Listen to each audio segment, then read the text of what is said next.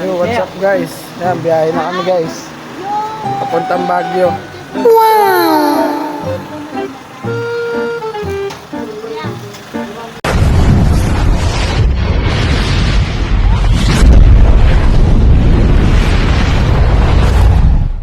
Yun, at dahil biglaan nga nagkayayaan sa Baguio, ayun, dito na agad kami sa Tipile. Guys, tamang kape lang kami oh.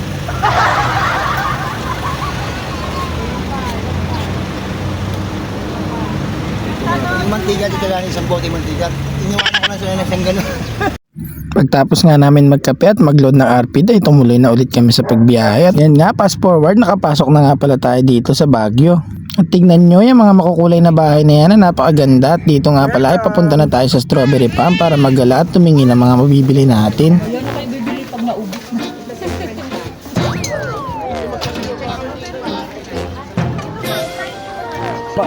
Thank you. Oh. At ayan, dahil ginutom nga ay nagkayayaan na kami ngayon kumain dito sa Shakey's. Dahil ito nga pala yung pinakamalapit na kainan sa susunod dahil pupuntahan sa Mines. Tapos ayan mga pre, may libreng piano nga pala dito sa Shakey's at tumugtog bigla itong si Mozart. Alam mo, kaululan, kakupalan, kumag. At pagkatapos nga pala namin kumain ay dumiretso na kami dito sa Right Park at nasa taas nga lang pala nito yung White House kung tawagin nila.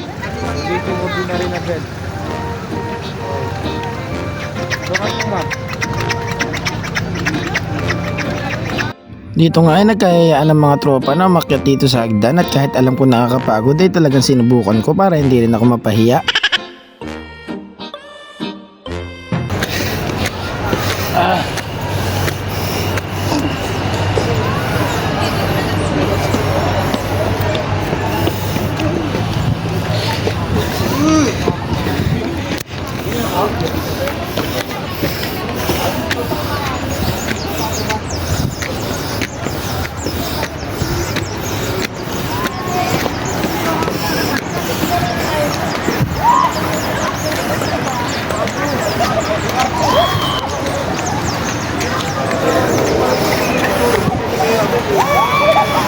Yung makikita pag angat. Grabe hingal. Worth it ba? Pero worth it ba pag angat mo sa hagdan? Medyo lang. Kakahingal gagi. At pagdating nga namin sa taas ay ito agad ang pumukaw sa aking mga mata. Sobrang na-appreciate ko ang ganda nitong mga paintings na ito. At yan, fast forward nga, nandito na tayo ngayon sa The Mansion. Actually wala ka naman talaga makikita dito masyado, pero maganda lang kasi mag picture taking. At andun nga lang pala ito sa pinuntahan natin kanina. Yan, at dito naman nga pala tayo sa Mines View.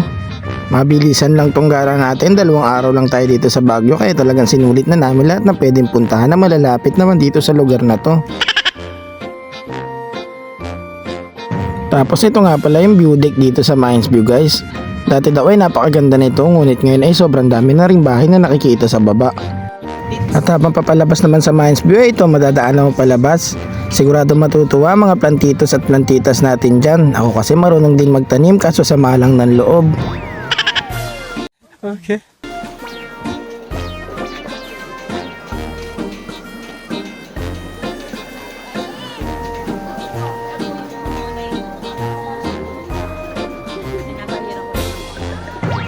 At dahil nga inabot na kami ng hapon kakagala ay dumiretso na nga pala kami dito sa Burnham's Park. Dahil hapon naman talaga yung the best time para magpunta dito.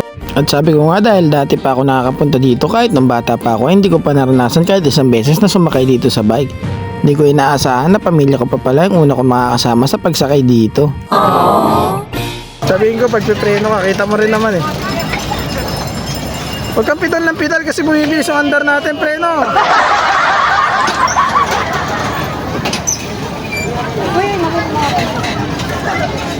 Tulog yung driver oh.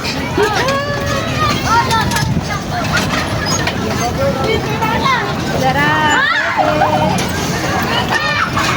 Oh, nagsawa na yung isa. Tinulak na lang niya eh oh. Gagi, nasa baba na naman tayo, pataas na naman tayo. Bets, preno Bets, may maliit na bata. Layo eh.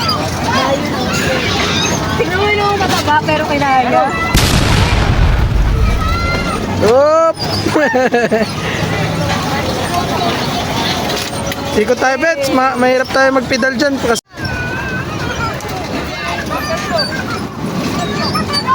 Beng, beng.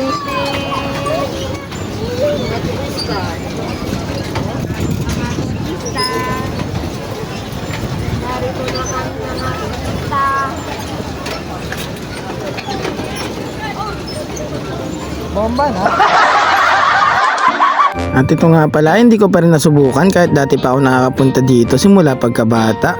Kaya agad-agad din namin itong sinubukan. What? Nasa 350 lang ata ang rate nito for 30 minutes, kaya na ang 5 person. Hindi rin naman ganun kabigat, kaya pag pumunta kayo ng Baguio at minsan lang ay try nyo na rin to. At oo nga pala, may extra nga palang 50 pesos kung mag-hire din kayo ng taga-Sagwan, pero kung kaya nyo naman, edi kayo na lang para mas ma-enjoy nyo. At ito na nga mga nangyari nung sumakay kami. Ayan, ter, tama, ter. Baliktad eh. Laging may bakal sa gitna eh. Sige, reverse na. Okay na?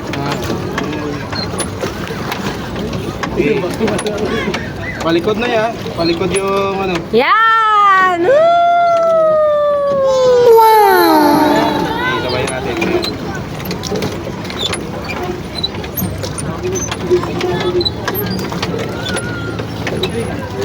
Hop, Noy. Tigil ka muna, Noy. Hop! Tara, ay.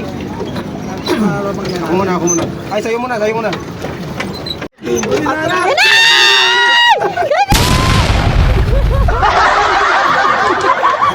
At yan, biyahe na nga pala ulit tayo pa uwi. At hindi ko na nga na-video yung iba pang nangyari sa Baguio, pero napakasaya talaga na experience na yon. Maraming salamat nga pala sa pagsama sa atin at sa panonood. Hanggang sa muli mga bata, paalam!